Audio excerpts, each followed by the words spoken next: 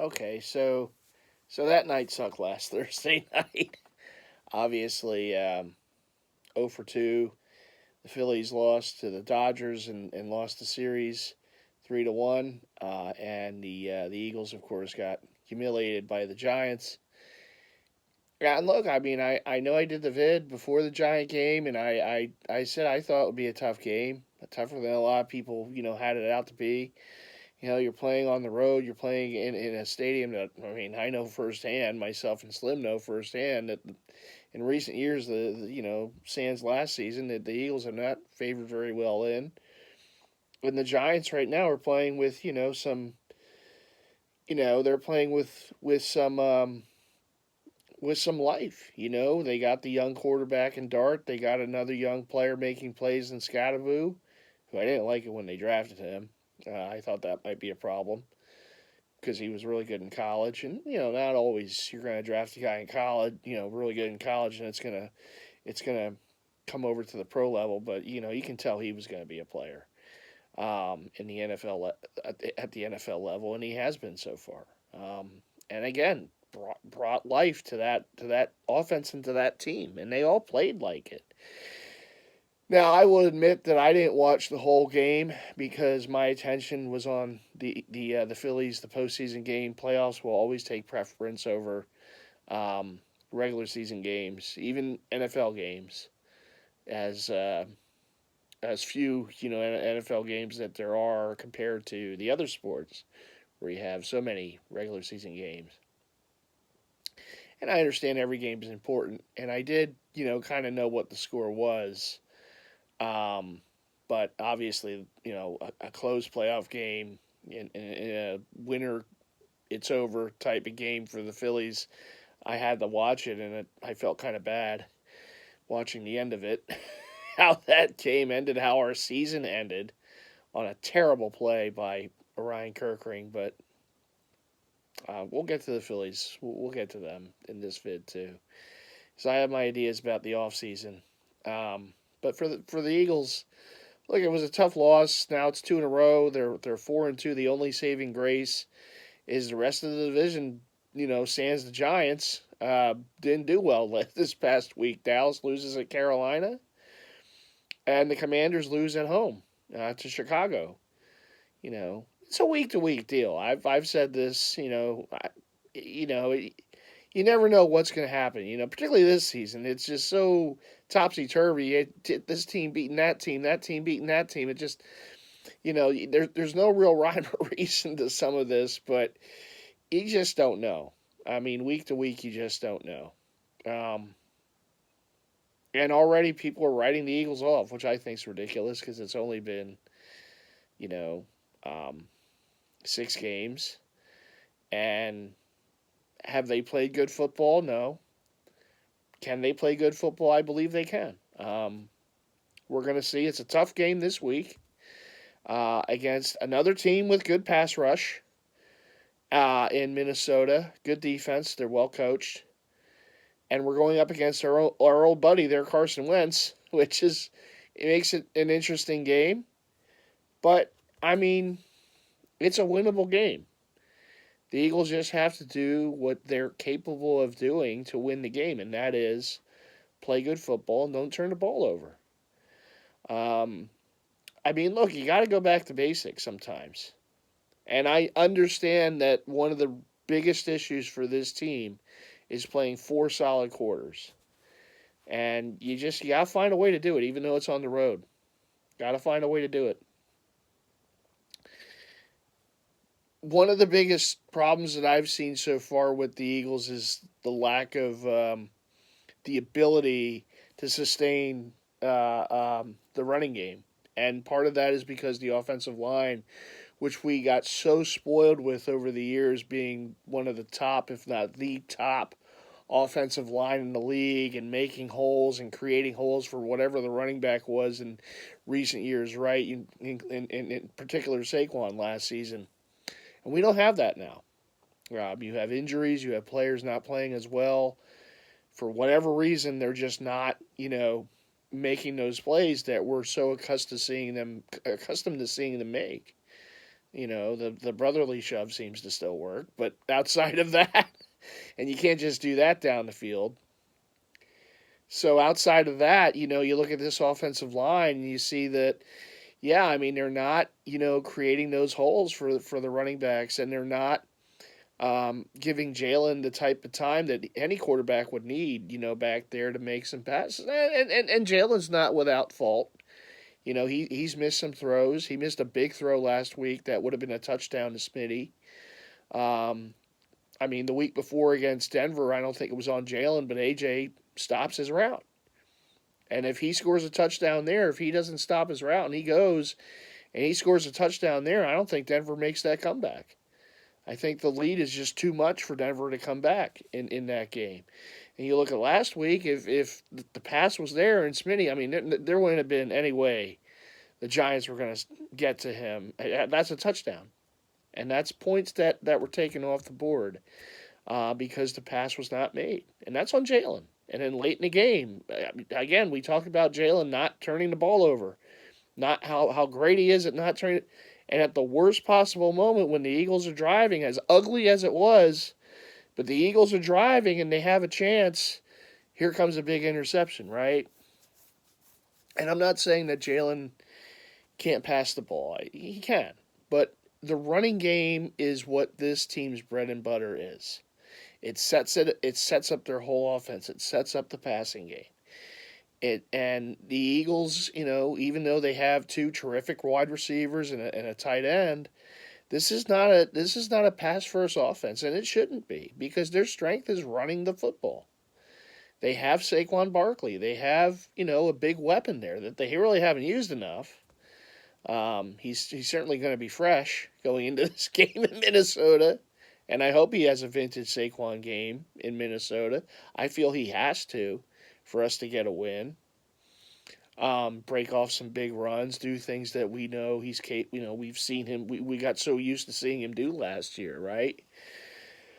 And again, but Jalen's got to be better. The receivers got to be better, right? AJ can't stop a route. He's got to just go.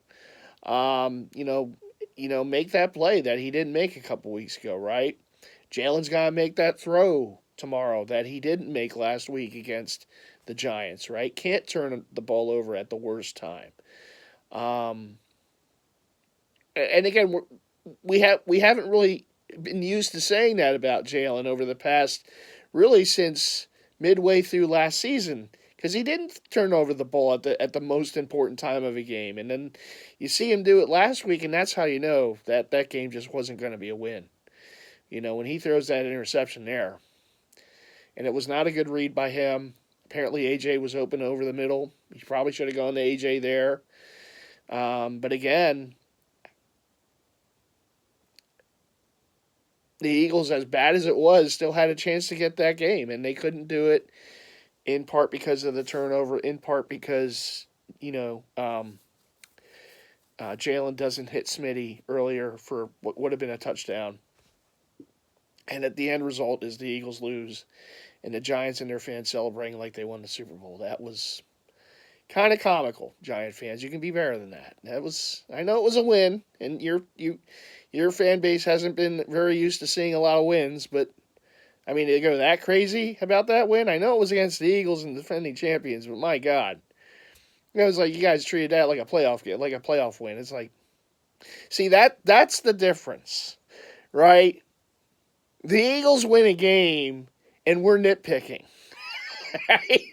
Well, it could be better. It could be this or that. Jalen missed this throw. That happened. The other thing, right? The Giants win a game, and their fans party like it's New Year's Eve. And they're dancing around. You got Scottaboo doing cartwheels, ripping off his shirt afterwards at the podium there, and just that's how you see it's a team just not used to winning, in a fan base that used to win a lot, but hasn't really done a lot of that in recent years, and so they gotta go like that. And we might remember what happened to Washington last year after they celebrated like that after beating the Eagles. What happened to them in the NFC title game? Mm-hmm. We know what happened. So the Giants got to come here in a couple weeks, and I think there's some Eagles that might remember some of those celebrations that the Giants were doing, and payback's a bitch. It's Kelly. It's going to be a Kelly Green game. That's going to be that's going to be fun to watch us win that one. But even though we won't celebrate like the Giant fans did, because it's a win. We're used to that here. So we're not one of those franchises in recent years that have sucked. So we treat wins a little differently than Giant fans do apparently. But it is what it is. Anyhow, enough about that.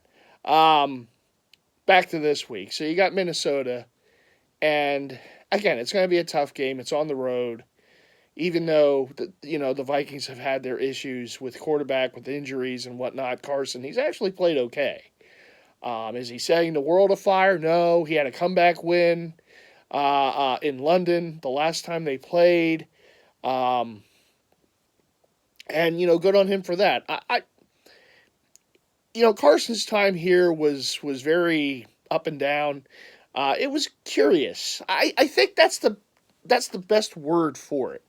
Carson's time here was just a curious thing, because here's a guy who had a lot of potential, and we saw that in 2017 for most of the season before he got hurt in L.A.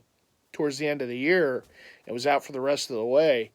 I mean, he was an MVP candidate. He was a leader. He was, we had the record we had.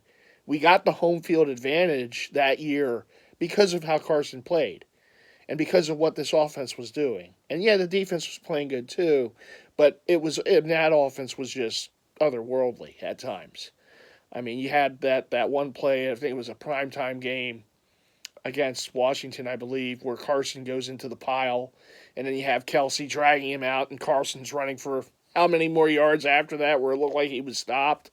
It was a magical year, and Carson was a big reason for it. And then, of course, he goes down in L.A., out for the rest of the year. We all know what happened, right? St. Nick comes in, and the Eagles win their first Super Bowl in franchise history, and Carson had to watch from the sidelines. That's got to be tough. And it did something to him mentally, emotionally. Not just that, but the fact that he really didn't return to that 2017 form. And he never really has. If you think about it, all the stops that he's had since Philly, he's never been the same player. In a way, I feel for him. I think it's a shame, because I was a believer in him. I thought he was the next thing here. He was going to, lead this franchise to years of success and get the NFC title games, get the Super Bowls, have success, right? Get back to that stage. I thought for sure we were going to get back to another Super Bowl with Carson as the quarterback. It didn't work out that way. The next year he gets hurt again. Nick comes in, kind of saves the season again. They go in a little bit of a run because of the double doink in Chicago. Then they lose, unfortunately, in New Orleans in the divisional round. And then the next year it looked like it was going to be a lost season. And Carson kind of bailed us out, right? Carson, at the end of the season, put some numbers up at the end of the year. They won games in a row. All the 3 straight divisional games to end the season, and they make the playoffs, division champ, and the dirty hit by Javetti and Clowney and in the playoffs in the wild card against Seattle, and that ended pretty much Carson's career as an Eagle, because even though he had games after that as a starter, he just was never the same. I mean, that injury, that was the end, and it was just obvious to see. The next time he was out there, I believe, was the COVID season with hardly fans in the stands, and it was rough. It was a rough go. Jalen, of course, was drafted that off season, and I don't know. I guess Carson again kind of felt the heat, and once Carson struggled the way he did in Green Bay, they were they benched him for Jalen, and the rest was history. Carson's time here was pretty much at an end, and Jalen's time was just beginning. And look, it worked out for the Eagles. It worked out with a Super Bowl. At 2 Super Bowl appearances and a Super Bowl title. And it's hard to do that. It is hard. It's hard to replace a franchise quarterback, one that you draft and believe in and spend the money on, and replace him with another quarterback that you drafted, and it works out. That just doesn't happen all the time. And I think we're very fortunate that it did. And Jalen, to his credit, has made the most of that opportunity when he took the field in Green Bay from that point on. And he remembers from college being benched for Tua and in the national title game, and how that kind of changed history for him collegiately. Of course, then he transfers to Oklahoma and he gets drafted by the Eagles, and who knows what his history would have been if he didn't get benched, if he was playing well enough, right? And won that national championship. I don't even know if he's drafted by the Eagles. He might be a first round pick. The Eagles might not even have him. So how history could have changed, if that didn't take place for Jalen and for us and for this franchise. So that's a bit of a fortune for the Eagles, that things kind of worked out in that regard for them. To be able to draft Jalen, even though a lot of us, myself included, questioned it, like, wait a minute, we got Carson, what are we drafting another quarterback for, right? It was very confusing at the time. But anyhow, Carson obviously has bounced around team to team to team, now with Minnesota, and he's playing pretty good, and I give him a lot of credit. I mean, look, a lot of people would have been okay. Look, they have this mound of money. Do they really need to play anymore, right? Would have retired. But Carson's kind of persevered and just keeps wanting to play, wanting to be out there, even if it's as a backup. I give him a lot of credit for that. So I don't think this, I look at us coming into this game and I see the problems that we have defensively. The two biggest problems that I see with this defense is pass rush, sustainable pass rush, and who's that cornerback on the other side of Q? And it looks like Q might play, which is really good, but how effective is he really going to be? We'll see. You're going against two pretty good receivers tomorrow with Justin Jefferson, who still should have been an Eagle. That one still hurts. Even though we won, it still bothers me that they didn't draft Justin Jefferson as many years ago for Jalen Reagor. But at any rate, you have Addison as well. So and they have Hawkinson. Look, they have weapons on Minnesota, and Carson has some toys to play with there. And the two biggest concerns going into this game defensively for the Eagles is, can they get sustained pass rush on Carson? And who's covering, we know who's going to be covering 18. That's going to be Q. But what about Addison? I mean, are we still going to have the Ringo experience out there? I don't know. I mean, Addison might put up some numbers tomorrow. I don't know. I mean, is it a fixable issue? Maybe at the deadline. Maybe you can make Howie can do Howie things and make some moves. I know there's a rumor out there they're interested in the pass rusher from Cincinnati. Maybe you can find another corner to come in here and be your second corner on the other side of Q at the deadline. Maybe it's someone that they have in house and we just haven't seen enough of yet. I know it's not Keely Ringo. That ship I think is pretty much sailed.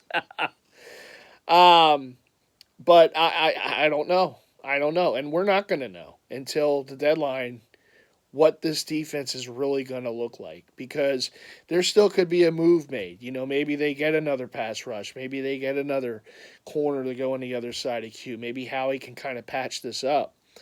But it's the other thing about patching it up. It's the other thing about, making the players who we have, the other players. Look, you're just going to get one pass rusher or one corner. The other guys got to play too. They got to, step up, as they did a year ago. These are things that has to be done. Because, you're just giving much too much. I'm saying you're giving the other quarterback way too much time back there to make plays. And whether you're a seasoned veteran like a Carson Wentz, or whether you're a rookie like a week ago with Dart, you give any quarterback in the National Football League time, they're gonna pick you apart.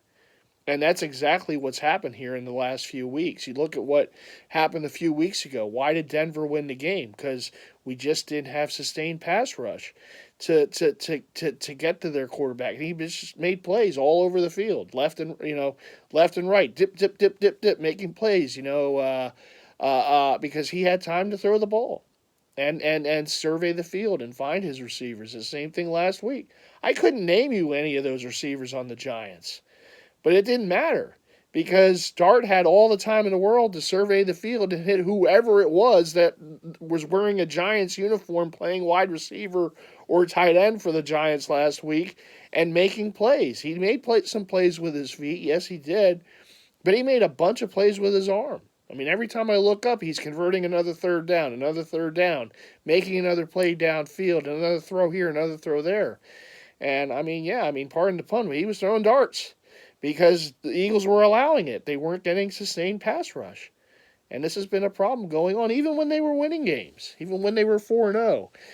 We just didn't have a sustained pass rush. And look, they were fortunate to win some of those games. We know this, right? Got to find a way. I do believe, though, when you have a defensive coordinator like Vic Fangio, he will find a way to correct this thing, and they will get rolling. The question for me is about the offense. And the question is, can they find themselves, right? We've been talking about Patullo, right, the new offensive coordinator, and how the play calling has been bad. And is it really him calling plays, or is it Nick getting a little too handsy in the play calling anymore?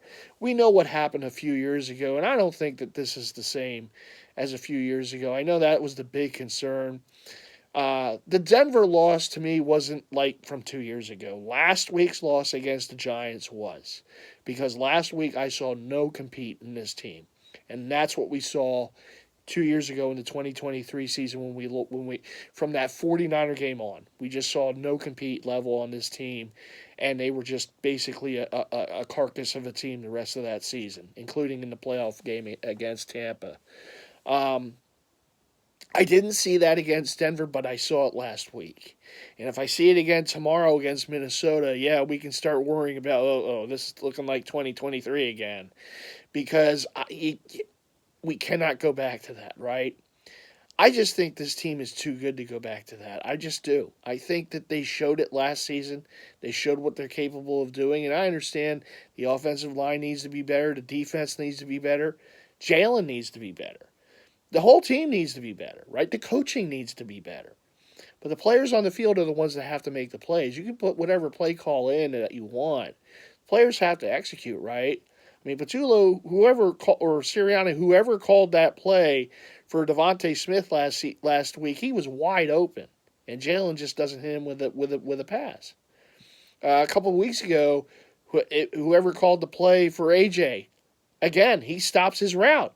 If he continues his route, he probably makes a catch and goes in for a touchdown, or at least it's a very long play that probably leads to a touchdown, or at least points on that possession. And that was key in that loss. And you go back again a week ago, that misplay to Smith was key. You make that play, it's a different game.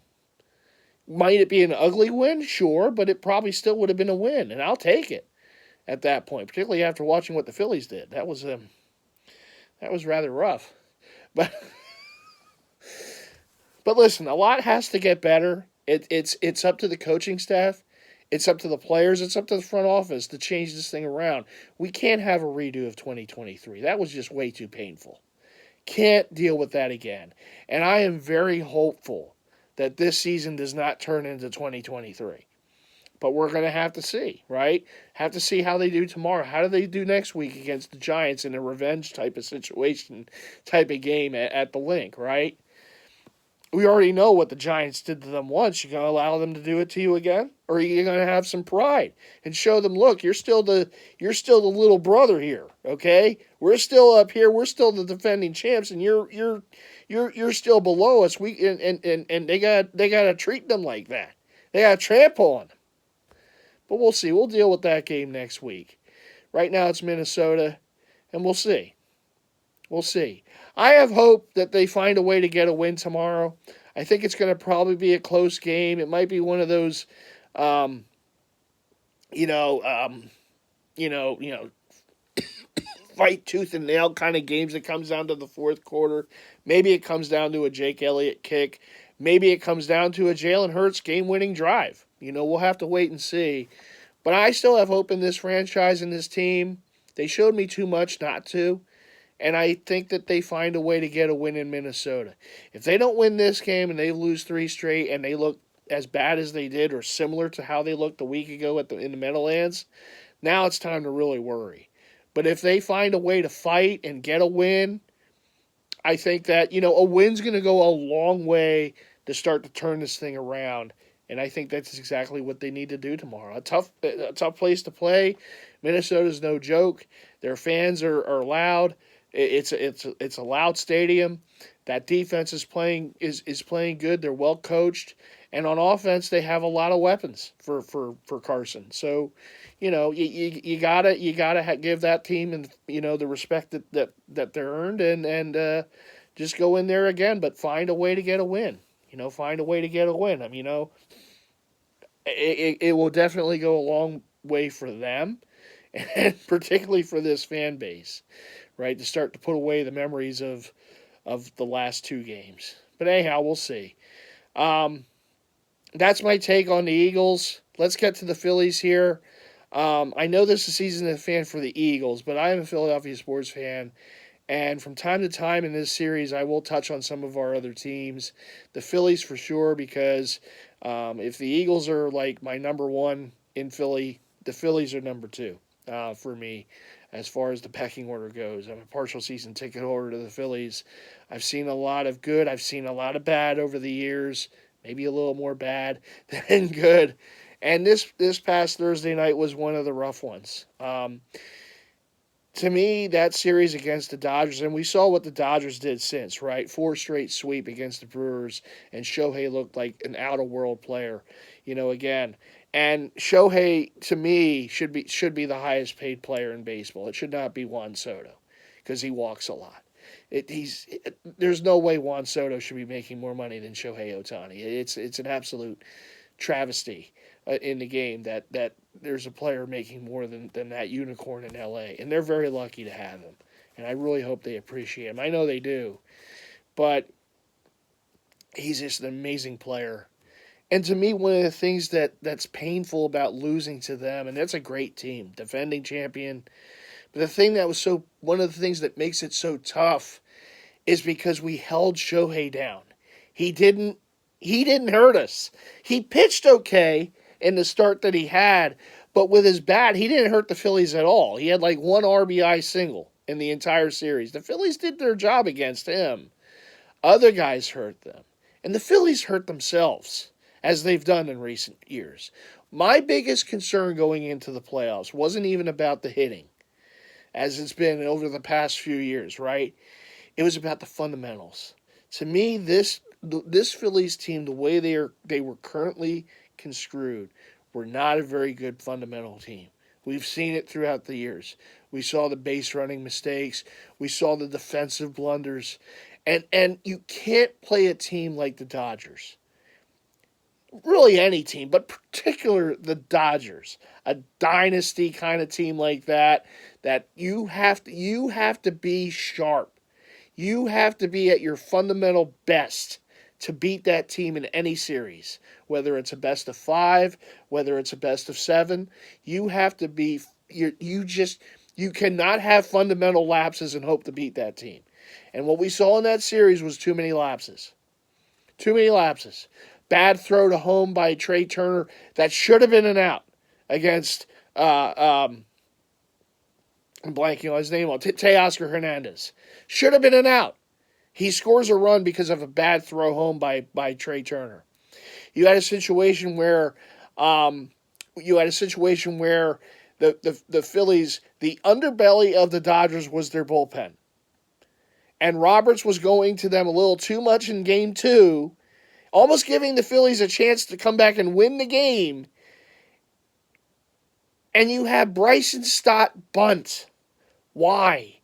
You have a slow runner on second base in Castellanos. They couldn't pinch hit. One of the biggest problems for the Phillies in that series also was the loss of Bader when he got hurt with the groin in Game 1, because that really hurt them.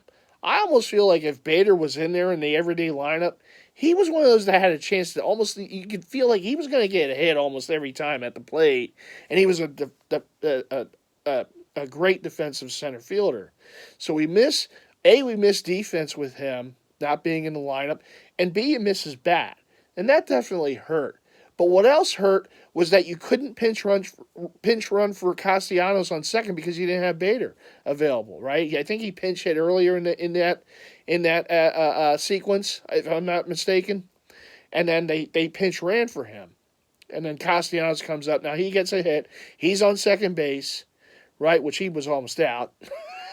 but he slides in because the Dodgers make a mistake themselves and miss the tag. So he's on second base. You had the Dodgers on the ropes. You had that bullpen on the ropes. And instead of just letting Bryson Stott, who's a good contact hitter, swing away a bunt, and of course the Dodgers, because they're the Dodgers, run a perfect wheel play and throw Castellanos out at third. And you basically, all the momentum that you had is gone now. And you let them off the hook. You can't do that against a team like that. And I would have much rather in that situation had Bryson Stott swing away than bunt. Much rather. Because you have a better chance of doing something positive than something negative with him swinging away, making contact, maybe getting a base hit there. It doesn't guarantee Castellanos is going to score, but now you have runners at the corners and you still have no one out. You're still there. Instead, now the momentum switches from you to them. And that's all the Dodgers needed, was that one little bit of momentum going in their favor in that inning to turn it around back to their favor. And then the Phillies gave it to them. And I hated the fact that they bunted there. Now, we can argue about should they have walked Shohei Ohtani, yes or no. Now, they pretty much owned him the entire series offensively, right? I questioned it at the time because you're going from Ohtani to Mookie Betts. You're going, look, this is what the Dodgers are, right? It's pick your poison time, right? But Mookie Betts is not as free a swinger as Ohtani is, and some of those pitches that maybe Ohtani swings through, Mookie takes, and he works a walk, and the Dodgers went ahead and tied the game in that at bat. Again, look, you see what Ohtani did to the Brewers. You saw what he did to the Reds the series before. I mean, the guy, if he woke up against the Phillies offensively, it would have been over. It would have been even more over than it already was. So I understand why you walk him there to load the bases, but again, with 2 outs, yeah, I know it's Ohtani. I get that, and that's the Ohtani factor, right? That's just it right there. That's the respect that man commands. That's why he should be making more money than Juan freaking Soto, okay? Even though he did nothing, next to nothing, the entire series with his bat, the Phillies were like, no, we can't wake him up. We'll just kind of put him on, and we'll pitch to Mookie Betts. They were willing to pitch to Mookie Betts, but not to Shohei. That's what tells you that guy should be the highest paid player in baseball. I'm sorry. But enough of that tangent. Again, it could have gone right. It didn't. The Dodgers got a run, but that didn't cost them the game. We all know what cost them the game. The fact that they couldn't get any runs other than the one. And the Orion Kerkering. And again, this is a mental mistake. The Orion Kerkering play where he can't field a dribbler up to the pitcher's mound. He fumbles. He then gets the ball, and you always throw the first on that play. Always. And he throws home wildly, and of course the Dodgers win the game, and we all know how that whole thing ended. And it didn't have to end that way. Now maybe the Dodgers still win. Maybe they get a walk-off home run or a hit somewhere in the extra innings because the Phillies weren't doing anything offensively aside from that one run. So it could be that we would have lost anyhow. But to lose that way on a mental mistake, again, maybe it was apropos. Maybe that's how this season had to end for the Phillies.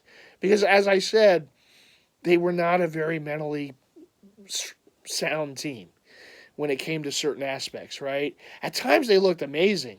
But then you see some of the plays that they just couldn't make. And I saw it during the season. When they couldn't execute simple rundown plays on defense against teams, it was like, what are we doing? What? Why? Why is this so challenging? Part of the reason why the Phillies lost the series also was the manager making some mistakes. I think the biggest problem with Topper is I think he believes in certain players a little too much. And I get it. They're his guys, right? You're a manager. You want to believe in your players. But I think he believes in some of them just a bit too much. And you have to understand the situation. Orion Kirkring, throughout his career to this point, is not a good reliever when he comes into a game with runners on. He's a much more effective reliever with a clean inning, with runners with no one on base. Throughout the last few seasons since he's come up from the minor leagues, in particular this season, you look at the numbers this season, I don't have them in front of me, terrible. He was probably one of the worst relievers coming into games with runners on base, coming into the game, not coming in with a clean inning to start an inning. And twice in the series, Rob Thompson went to Orion Kirkring with runners on base, and both times the Dodgers scored runs. And in that situation, I absolutely would not have gone to Kirkring. I would have kept Luzardo out there. He was pitching good, and I know he gave up a couple. They got a couple guys on, but he was still pitching good enough. He was still pitching good enough. You got to leave him in there. And another one of Topper's issues is that he seems to have a quick hook at times, and we know this. We've seen this over the years, and particularly in the playoffs, and it's to the detriment, right? And it always seems to happen. He pulls the guy who's pitching good, in comes a reliever, and here comes the runs for the other team, right? We've seen this. So I'll get to the offseason now. I know they brought Topper back, and it seems like the whole coaching staff is coming back. They're going to open up a spot for a bench coach to come in. Maybe that's what Topper needs in some of these decision-making moments. Look, I'm not 100% against bringing Topper back because this team has won a lot of games with him as manager. I know they only went to the one World Series and they lost to a dynasty Astros team, but they lost. They blew the series against Arizona, and they lost the series to the Mets and to the Dodgers in the NLDS. But they've been in the playoffs all 4 years. They've won the division 2 times, back-to-back seasons. They've done a ton of winning with him here. He does have his faults, but he has his strengths as well. They play for him, and there's something to be said about that. I also don't know who you would have replaced him with. You could say Bruce Bochy. I don't know how well Bruce Bochy would have worked here. He seemed to have worn out his welcome with the Rangers, and maybe they were just a little too quick on the trigger to move him. I don't know. I know he won a World Series there. He won obviously 3 of them with the Giants, one of them at our expense, beating the Phillies in the NLCS that one year. Great manager, great pedigree, but again, would it have worked in Philly? I don't know. And we won't know because either he's just going to retire or he'll be on another team managing next season. There really wasn't anything else. I mean, if you're not going to promote from within. There was really no manager I don't think the Phillies would have been able to get from within. I wouldn't have brought up whoever it is that manages the Iron Pigs or anything like that. I wouldn't have done that. I mean, we saw how that didn't work years ago when they brought Ryan Sandberg in to be the manager. That was a disaster. Rest in peace to Rhino, but that was a disaster with him here as the manager. And he was the manager at Lehigh Valley, did well there, came here and couldn't manage in the majors. And it's probably one of the reasons why the Cubs never, hired him to be a manager there too. Maybe they saw some faults in him when he was within their organization. The Phillies had him here in the minor leagues and then, up with the big team, and it just didn't work out. Again, rest in peace to Rhino. So I wouldn't have been for that. And I really don't know who else is out there. And obviously, throughout the rest of the season, there could be other managers that maybe move on, get canned or what have you this offseason, and maybe you could have gone there. I don't know. But if there wasn't a guy 100%, this is the guy, I'm okay with them bringing Topper back because there could be a lot worse things than Topper. As mistakes as he makes from time to time that we know, There's still a lot worse that you can have than Topper. He is going into a season where it's his last year of the contract too, so we'll see. Will they offer a 1 year deal extension or something before the season starts, so it's not the lame duck season? That's up to them. We'll see. But like I said, I'm okay with bringing Topper back. I'm not 100% thrilled with it, but I understand the landscape of the sport right now, and there really wasn't anyone that you can say, oh, this guy's a home run. He can't. He's going to be the next guy for the Phillies, right? I just didn't see it out there. I just didn't. So sometimes it's like what you know, and they know what Topper's done. So it's their prerogative to have brought him back, and again, we'll see. Player-wise, they have got to make moves. They cannot run this back. And I've said I was upset last season when they ran it back. I did not understand why you run it back with a team that failed at the end of the year against a division foe in the playoffs, in the Mets. And basically you had such a big lead, so you had the best record in baseball, and then you kind of fizzled the second half of the year. And you lost in the playoffs in the first round with the first two games at home. In the divisional round, rather, to a division opponent in the Mets, and you were embarrassed by them, and you ran it back with basically the same team. And I know that there's certain players that you can't move. You can't move Harper, and you can't move Turner. No one's going to take on those contracts, and I'm okay with them being here. I think Turner. I think Trey. We finally saw the best version of Trey, a guy who's not going to be up there trying to hit home runs. He won a batting title. What Trey Turner did this season, that's the Trey Turner I want to see the rest of his time here. Because that was a perfect top-of-the-order guy. He got on a ton. He got a lot of hits. He was in the middle of things on that offense. Yeah, in the playoffs, it fizzled out again, we know. But at least in the regular season, that's what I want to see. Put the ball in play. Not try to that swing, that uppercut swing, trying to hit home runs. That's not his game. His game is to get on base and to use his feet to steal bags. Use his speed. That's what I want to see out of Trey Turner the rest of his time here. As many years as he has that speed here, right? That's the Trey Turner I want to see, not the one up there trying to hit 30 home runs. No, that's the bad Trey Turner. We don't want that. We want the Trey Turner that we saw last year, who can win a batting title, or at least be amongst the top of the league leaders with average in the season, and just be a much better top of the order hitter. That's what we need, right? So I'm okay with that. Bryce, look, look, is he what he was years ago? No, but he's still a pretty potent player. And I think that again, you're not going to move him.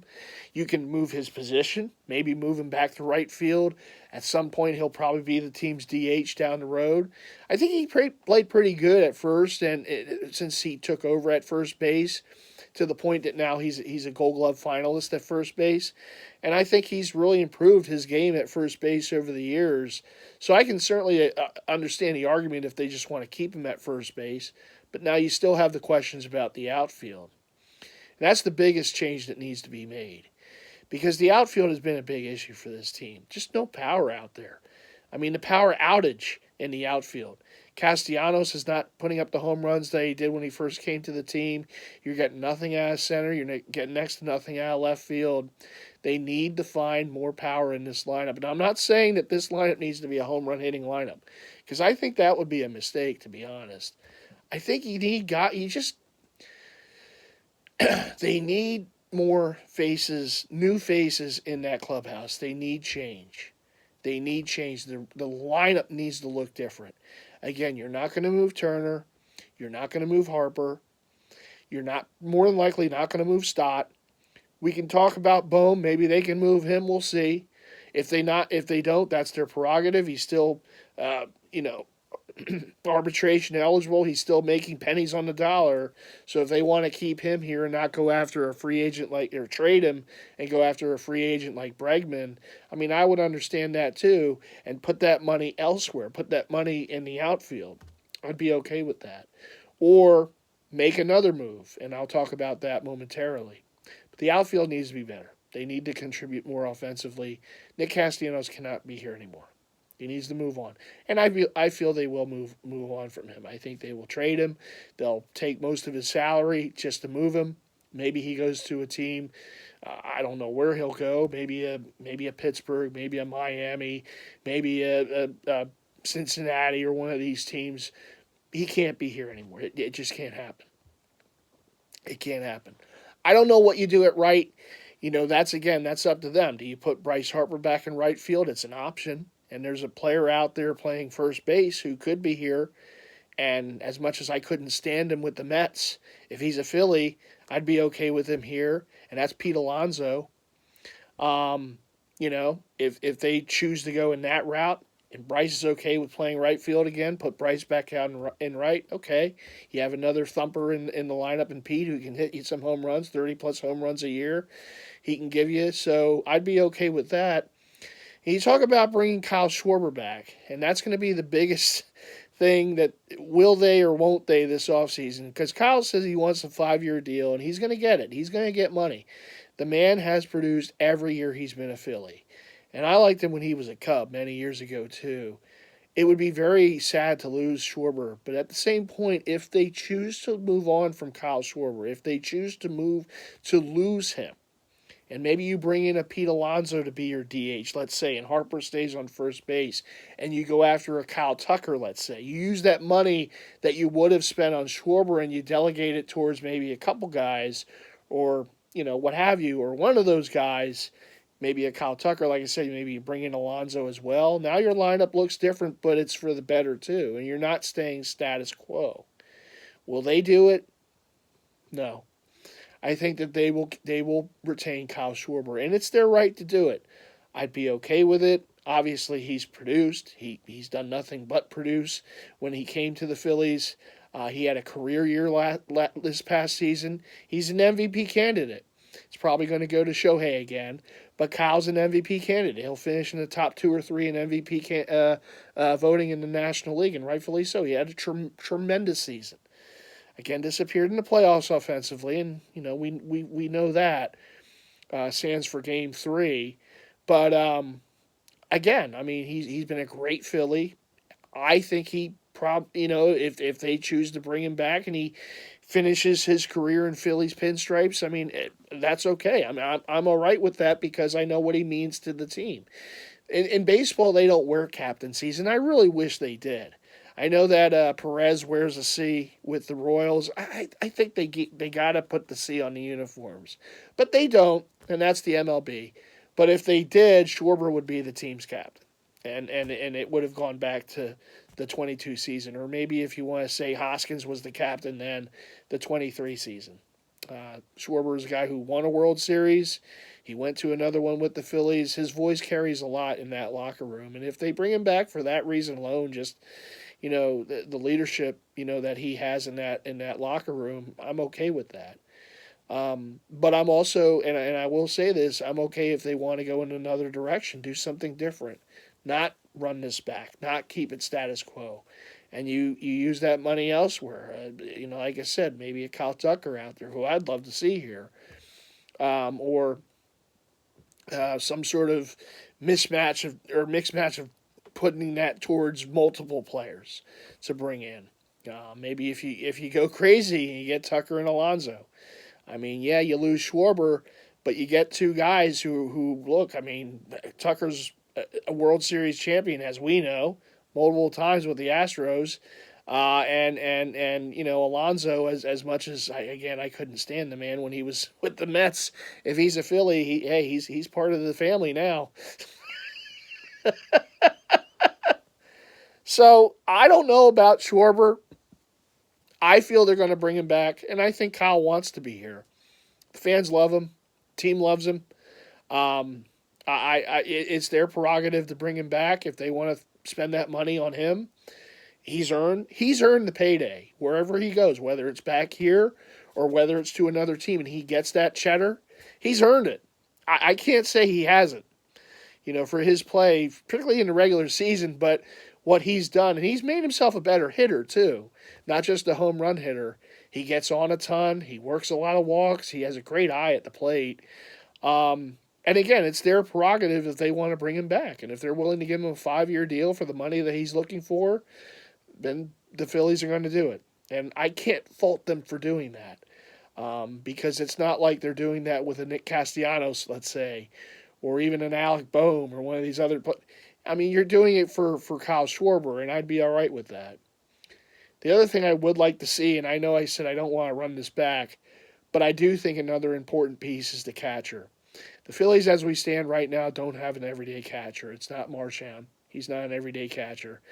It's nothing that they have in the minor leagues, at least right now, who's ready to come up to the big league and be that guy. And it's not Mr. Vibes and Stubby, So I don't think that they have an everyday catcher on this team. And I don't think that there's anything out there free agency wise that they can get and plug in and be that guy. I think it's JT. JT, listen, I mean, although he did come up with some pretty big hits in the postseason, one of the few Phillies to do that, I just think he had another tremendous season behind the plate. When you lose a Zach Wheeler, who's your number one ace, and Sanchez now kind of takes up that mantle, takes up that role, part of it's because of the catcher and how he calls the game. And each one of the pitchers who've had some really good years for the Phillies, the starting staff of this franchise is amongst the best in the league. And to a man, they all point to the guy behind the plate in JT Realmuto. And he's been an important aspect of why the starting staff is as good as they are, why they have been able to dominate at times in the league. And his defense is still elite in this league. And that's hard to replace. It's hard to replace a bat like Kyle Schwarber, but it's even that much more harder to replace a defensive catcher like a JT Realmuto. And if you think it's Marchand, even though he's made some plays here or there, it's not.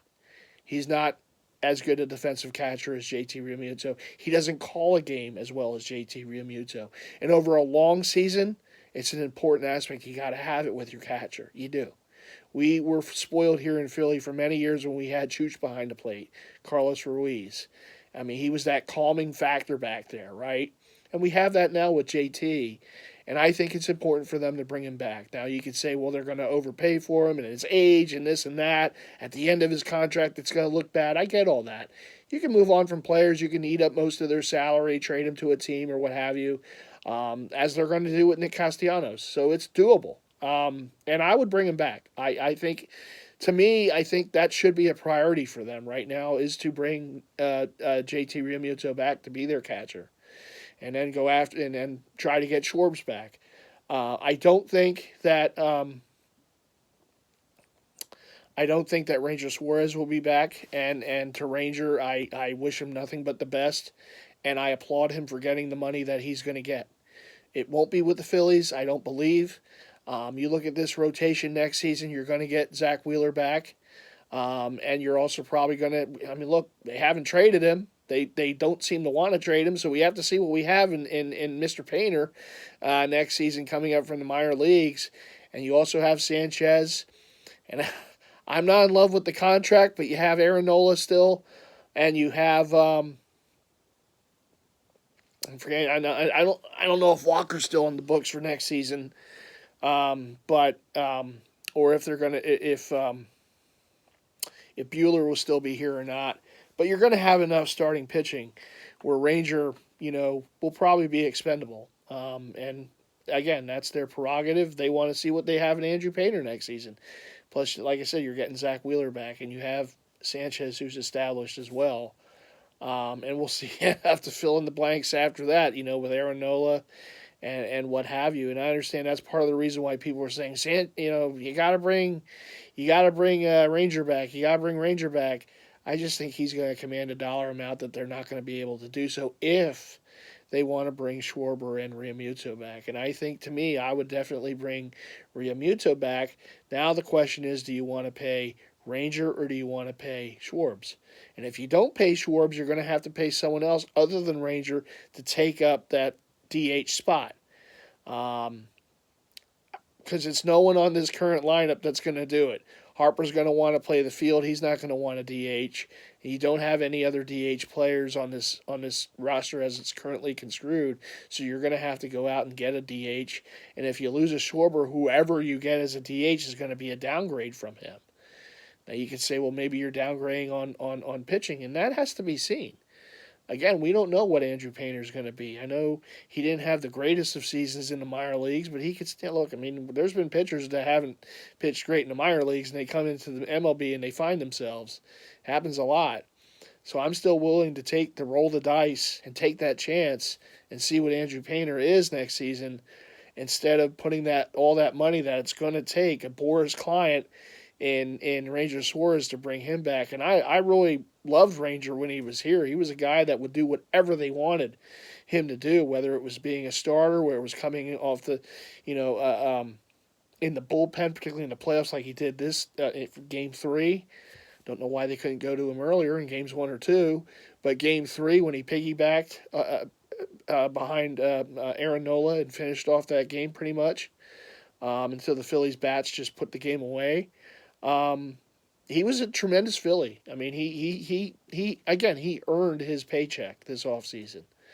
Whether it will be with the Phillies or someone else. And I believe if they go after and they, bring Schwarber back and Realmuto back and get another free agent, whether it's an Alonso or a Tucker or whatever it is, they're just not going to be able to bring back Ranger.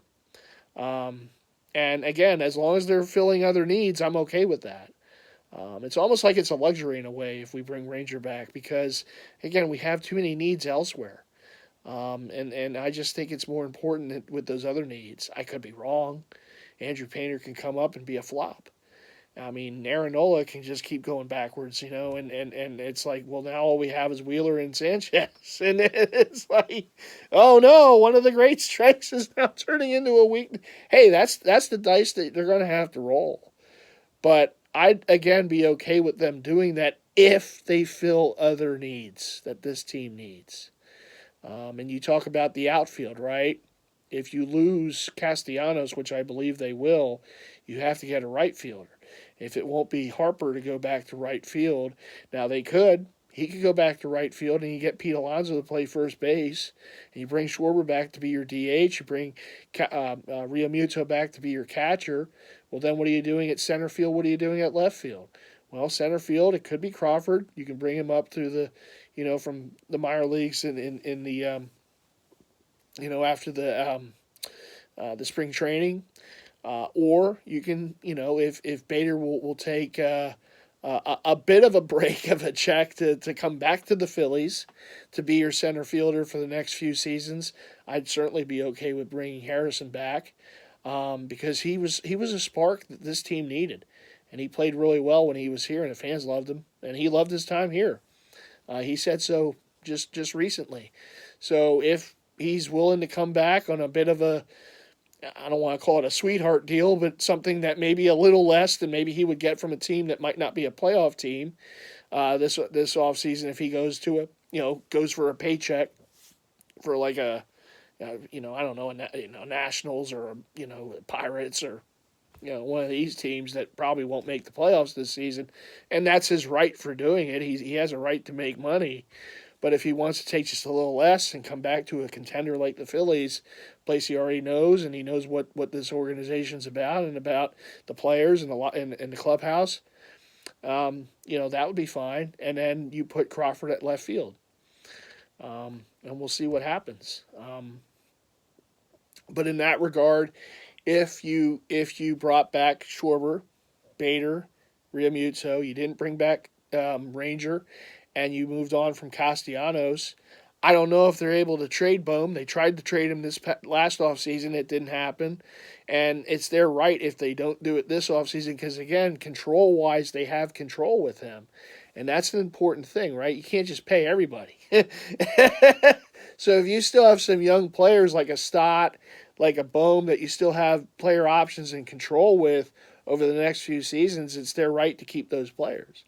And, I mean, that it is what it is, right? If they want to allocate that money elsewhere, such as bringing back Bader, bringing back Schwarber, bringing back Realmuto, and bringing in some free agents, maybe a Pete Alonso, maybe another player right, for the outfield. You know, I'd much rather they do that than trying to figure out what they have to do at third base, what they have to do at shortstop or second base, wherever Stott's going to play, and trade those guys. And there's too many other things this team needs to do this offseason to worry about. Oh, let's trade Bohm because he mopes from time to time, or Stott's not hitting in the clutch. Let's move him. No. There's too many other areas that you have to take care of this offseason than third base and wherever Stott's playing, short or second, next season. And you know what you have with them, and if they're back next season, they're back. I mean, they don't trade them. They don't trade them. There's just too many other areas where they have to worry about and they have to allocate, and then that's fine. But I certainly don't want to run this thing all the way back. No way. Castellanos needs to go. If they feel, and Harper's okay with it, if they can get Alonso in the offseason, and Harper goes back to playing right field, and Pete Alonso is your first baseman, again, it's a new face. It's something different. It's a right-handed power bat that they desperately need. And I'd be okay with that. They shook it up a bit, right? And that's what I want to see. Now, then the question is, do you still are you able to bring Schwarber back, Realmuto back, right? Or if it is Ranger, are you able to bring him back after making some of those moves? We'll have to see. It's going to be a very interesting offseason, and I hope, unlike last offseason, we have a bit more excitement. Luzardo was another pitcher I did forget to mention, and he's obviously still going to be here, and he's good. He showed his wear last season and into the postseason, too. He pitched really well in the postseason. I was really impressed with him. So the Lizard will be back next season. So you have him, you have Sanchez, you're going to get Wheeler back. We're going to bring Painter up. And then the fifth starter is the fifth starter. Whether it's a Walker, whether it's a Buehler, whether it's some other free agent that they bring in on the cheap to be the fifth starter. The rotation's still going to be okay. It's still going to be a strength of theirs, particularly if they get Wheeler back and he's back to being off the injury. He's being the Zach Wheeler that we know he can be. Because we saw in Christopher Sanchez a young budding ace. So you're going to have that. And Nola. So you're going to have the rotation next season if I'm thinking straight. So you're going to have Zach. You're going to have Sanchez. You're going to have Luzardo. You're going to have Nola and Painter. That's probably going to be your five next season, right? So you're going to move on from Walker, Buehler, those guys. Walker and Buehler. You're going to move on from both of them, more than likely. And you still got your five there with Painter, the kind of unknown, as your fifth, right? I'm okay with that rotation. I really am. It's exciting to see what Painter's going to bring. And, getting Zach back healthy is a great thing, too. And the early indication seems like he's going to be good to go to go next season, and that's wonderful. I'm glad they caught what they did, and he got the surgery, and he should be good to go. So good for that. Anyhow, look, there's a lot of decisions. I'm glad I'm not in that front office because this is a tough off season. There's going to be some tough decisions to make. There's going to be decisions like, do they bring Schwarber back? Do they bring Realmuto back? Do they go after other area? Do they put that money elsewhere? Do they go nuts and go after Kyle Tucker and Pete Alonso? Get both of them here, and if you do that. That probably means that either Alonso or Harper is going to be your DH because you didn't bring Schwarber back. Again, there's a lot of intrigue in this offseason. And I hate the fact that this season ended again where it ended in the divisional round for the second straight year. And it, again, just feels like, there were opportunities in that series and we just didn't take it. But the one thing I will say, and I know Dombrowski kind of beat it over the head, is that, boy, the Dodgers are a real good team. They're a defending champion, and it's tough to beat them. And sometimes there's just teams out there that are just they are instrumentally more tough to beat than others, right? If we would have gotten some other team in the divisional round other than the Dodgers, maybe we win. Maybe we're playing in the NLCS. I do think it's a shame it wasn't the Phillies and Dodgers in the NLCS. Because you talk about two of the best teams in the National League, and they had to play in the divisional round. It's just how things worked out. I get that. The Brewers, were obviously the number one seed. But They played them, man. They were there toe to toe with that team, and they played them good. I mean, for the most part, the hitting wasn't there, as we know, and we kind of gotten used to that around here. But pitching wise, starting pitching wise, toe to toe with them. They fought them, and they held that offense down in every game of that series. So I do take some solace in that. I think we can play the Dodgers. I like the matchup. I still like the matchup. If we play them again next season, I would still like the matchup. But you got to play better fundamentally. And Topper, I don't know if he will or if this is going to happen again. If a pitcher is doing well, do not replace him. Do not replace him. And do not, if Orion Kirkering is still on this team next season and he comes into games with runners on base, you got to learn from the mistakes. I want to see change next season with some of these moves, and I hope so. I hope to see that because I want this team to win. We all do, right? We haven't won since '08. Weren't in the World Series since '09. And I know there's other franchises that have gone longer. There's other more suffering fan bases. I get that. But it's tough when you have expectation. That's when it's hard to be a fan. And I've said this, and I believe in this. It's not hard to be a fan when there's no expectation, when you're just have a losing team and you just have to sit through the season and whatnot, right? I don't think it's hard to be a fan there. Is it hurtful? You see these other teams, you want to be in the playoffs, you want to have success, you want to win. Yeah, absolutely. But it's not hard to be a fan then. It's just not, because there's no expectation. You have nothing to lose, right? The season's over. You know it going into the year. Oh, it's another losing year, right? But there's no expectations on there. So it's not hard. It's hard when there's expectation, when you're going through a season like, oh, is this team going to do this in the playoffs or that in the playoffs? What's going to happen? There's nervous energy. There's trepidation. It makes it tough, It's like I say, right now, it's not hard to be a Flyers fan. It's fun. You got these young players. Oh, they just got a new coach. And, yeah, I mean, we don't expect to win the Cup this year. It'd be nice. It's been 50 years. But there's not expectations on winning the Cup. But then when we get to the years, and hopefully they will soon, of competitive playoffs, playing for the Cup, getting into deep runs in the spring and into the early summer. Yeah, then oh my God, you're on the edge of your seat. All these playoff games and the goal and the overtimes and multiple overtimes, and yeah, that's when it's tough. Right now, this is the easy part. It's like, okay, well, we're building for something. Okay, all right, we're hopefully in a few years, but no, being an Eagles fan right now, it's tough because every game it's you. And we always do it, win or lose seasons, but particularly when there's expectations. Particularly, right? Because it magnifies. All the mistakes they make get magnified. And same with the Phillies.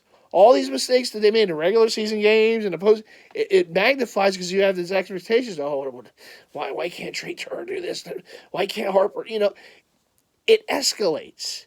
In a losing season, you're not as worried about it. You're not, oh, okay, there's an error. Well, but in a season where you have expectations, here comes an error. Oh, no, it cost them the game. And you get upset about it. Is what it is. But anyhow, I've blabbed on here for an hour and almost 10 minutes.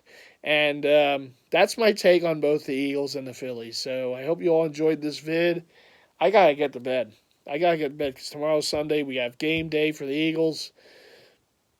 I need a win. We all need a win here in Eagles land, right? We need this win tomorrow. Do us a favor, Eagles. Win this game. Enough of the Jalen and AJ talk and this, that. Just find a way to win. Find a way to beat the Vikings in Minnesota. The Flyers beat Minnesota tonight, so maybe it's beat Minnesota teams weekend here in Philly. I don't know. I'm grasping at straws now, but that's all I have. Let's find a way to get a win, get back in the winning ways, and then take it from there. And for the Phillies, big offseason. A lot of I want to see change. I want to see change. There are some players I wouldn't be upset if they brought back. There's some Castellanos needs to go. There's some other players, whether it's Brandon Marsh, if they can find a way to trade him. But again, Brandon Marsh is one of those guys coming off the bench. I just think would be okay, or as a pinch hitter or a pinch runner, but an everyday outfielder it's just not there. It's just not there. And if they go out and they get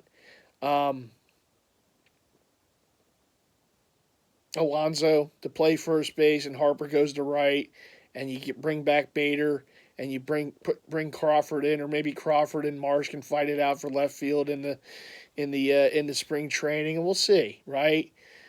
But I need some change. I need change in that outfield. It's one of the biggest things I think they need to do, and I need to see a better approach next season. I need to see a better approach, not just just going for the home run ball. There needs to be a better approach, but it seems all the coaches are coming back, so I guess the approach is pretty much going to be the same. But I do need change in this lineup. I just do. I need it. Anyhow, big offseason for the Phillies. This is probably one of their biggest off seasons in a long time, and they got to hit. They got to hit on this offseason. They really do. There's some players out there that can help them. If they get them or not, if they choose that they want to bring some players back, I would not run this thing fully back. Again, there are players I'd like to see back, but not fully. No way. Can't do that again. Cannot go through this again. So we'll see what they do. Anyhow, I've blabbed on long enough. What do you always got to do? Leave those likes. Make sure you hit the subscribe button if you haven't already done so. Looking to get 2K subs by the end of the year. You can make that happen. Tell your family, tell your friends to subscribe and hit the bell icon so you're always notified to all future content from yours truly on this channel. And yeah, that's going to do it for me. Finally, this long season of the fan vid. But I had a lot to say. I had a lot to get off my chest and talk about. So anyhow, you must excuse me. I'm going to go for now, for real. But I'll see you all again soon. And let's go Birds tomorrow afternoon against the Vikings. And let's get a win. Get a win. All right, everyone. Take care.